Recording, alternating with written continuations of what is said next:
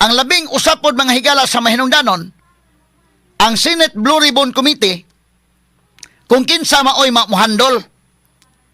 Kaya ba, manta panahon may galang Tito Soto, mga sukit dig paminaw.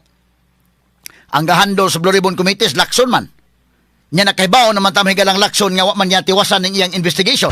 Straight to the point. Wa man. Napay daghan mahigalang imbitaronon niya, wa gid imbitarang Lacson. So kuwang kayo, hilaw kayo ang investigation ni Senator Ping Lacson. Buyag lang ha, di lang pag-unsa ba? O guay bias ba? Kaya uban mahigala, mura naman ko nihinog isiglabanay na mga kagilaan. Pero kita mo tanaw ta, prangka-prangka pag-istorya, kanang kang Lacson, nga pagdumala sa Senate Blue Ribbon Committee, kuwang, dili po kumiingon nga, dili mao. Mao na unta. Mao nang kang Lacson. Walang matiwas. Kaya di naman niya, selective naman sa dekin. Ang iyang patawag ka namang mga witnesses, mga higala nga, ang testimonya itong ganahan paminaon sa pipila. Wa gid mapatawag to mahigalang kuan. Katong kang Gutisa, gi-question ang 18 ka mga Marines, gi-question.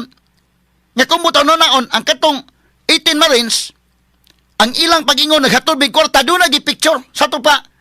Karabang supported with evidence, substantiated with evidence, ang gisulti sa 18 Marines, nga doon na mahigalay paghatod og kwarta.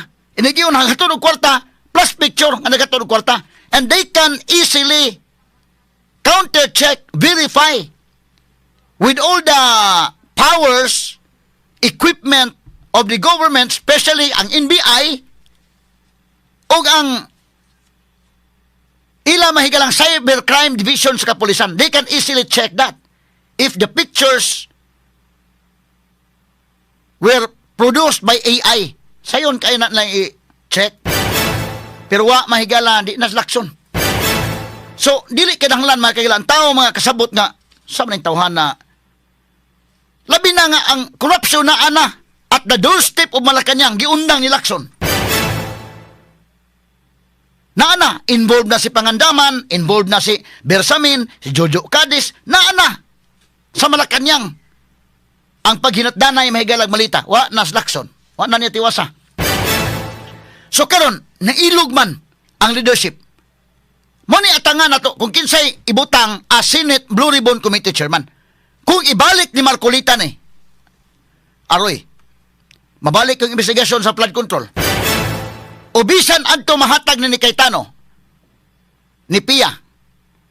Kaya kalas Pia day, mapugos mo ginagawa ng mga tao, ang flood control ay kalimti. Pero kalas Marcolita, tested na nga. Imbestigaron, yun ang flood control, kaya dako man ang kasuha. Mas dako gunang trillion go involved. Lisod bang kayo mahigala kita ba? Atong klarohon na no kay lisod bang kayo maghipokrito po mga higalag hipokrita ning uban. Nakakita sila mga kagalaan sa kang Sara. Apan di sa kakita mahigala sa flood control.